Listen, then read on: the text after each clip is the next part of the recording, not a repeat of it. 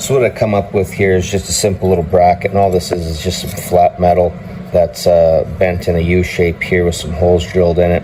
And then the bolt is going to go through, like in this case here, this is for the 2 heater hoses.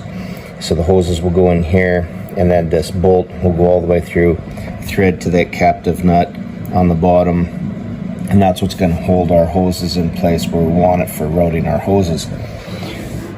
We took off the valve cover here, cleaned it all up inside. I had to remove, there's a baffle here and a baffle here.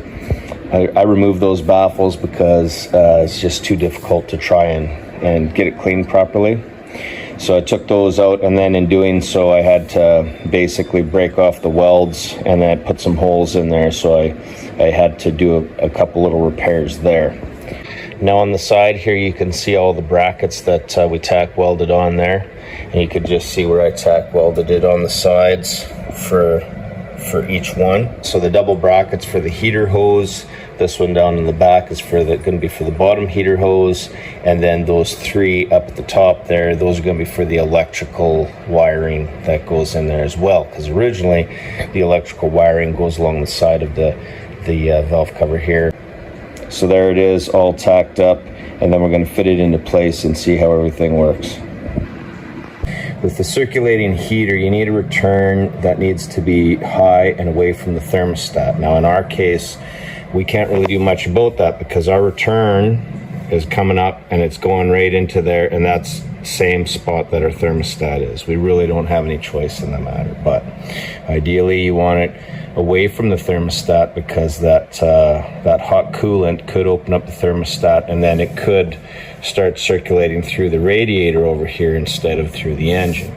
Again, that's what we're left with. So our supply and return should be far apart. So ideally you would want, for example, you would want your return way over here and you'd want your supply over here, so that it'd have to circulate through the engine. And again, these are our locations that we're dealing with here. So this is our supply off of the water pump. Now remember that this isn't that we're setting this up for the cab and not the engine. We are achieving that, but if we were just doing it for the engine, we're kind of too close together here for our supply and return. The supply should be from the lowest point of the engine below the lowest water jacket, basically, right? So the casting in the block where the coolant is flowing around those cylinder bores. So what I've done on the little drawing here is I kind of put it as stepped line. So right there, that's supposed to indicate basically like our oil pump, and this is oil journal, oil galley, main oil galley in the engine block here, and pretty much the lowest cooling point of the engine is around that same spot inside. That's basically the bottom of the bores of the cylinders. So then beyond that would just be basically where your crankshaft is and stuff, right? We're kind of achieving that. If we take a look down in here, if you can see that little rib, what looks like a little rib there, that's basically that same location. Now, that is going to be either center or below our frame down here. We've installed our circulating heater down in there, just at the bottom of the floor of the cab. Now that is going to be just above the frame rail, but probably either equal to, because that frame rail dips down where the cab is, it could be either equal with this frame rail, which is pretty close to where we want it for our location for our circulator. So again, you know, we're doing the best we can with what we got. So back to our picture here, the detail is we want to mount that 6 inches below the lowest point of the bottom water jacket, and we've got it as close as we can with what we have to deal with, right?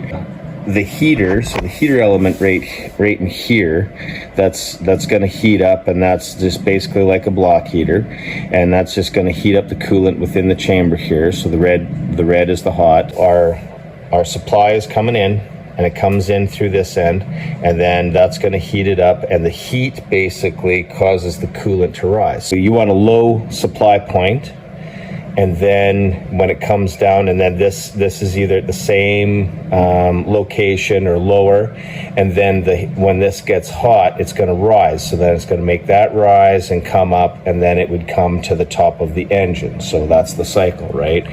Heat goes up, and then it's replaced by the cold from the bottom. That creates the circulating pattern.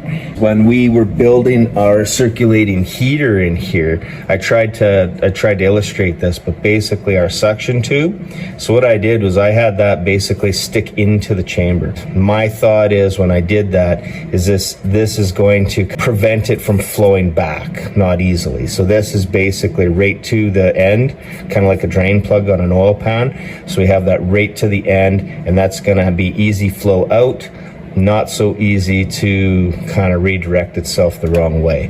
Whether or not that works, that was my plan behind building that. We got our valve cover here. We tacked on all of our brackets. We redid our bracket for our alternator here. So that created our space in here, and then we got our hoses coming in. Now if we can get a good look at that, we've got the hose that comes off of the pump, and that hose that comes off the pump should be the bottom hose down here. So that bottom hose goes down and it goes into the circulator down there, and then from the circulator it comes, there's the circulator, it comes out of the circulator into the bottom of the heater core. It's going to rise, so it rises up through here, and then our return line is the top one, and it comes down here and it goes and it returns basically to that location at the top of the block.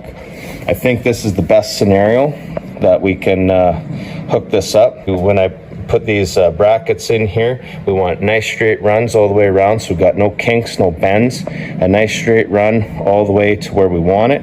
I didn't put a double bracket in the back here because I felt if I would have put that bracket there, it would have been too much of an angle.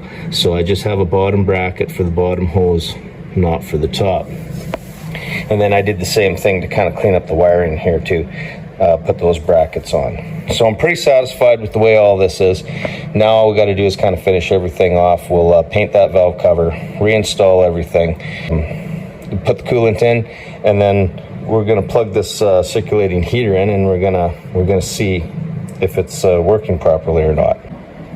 One last detail to consider is if we're looking at our water pump and we're thinking that it's not going to be able to pull the coolant through because it's going to be on basically the suction side of the pump. What we do have in the Slant 6 is we have this bypass right here, and that's going to go straight to the block.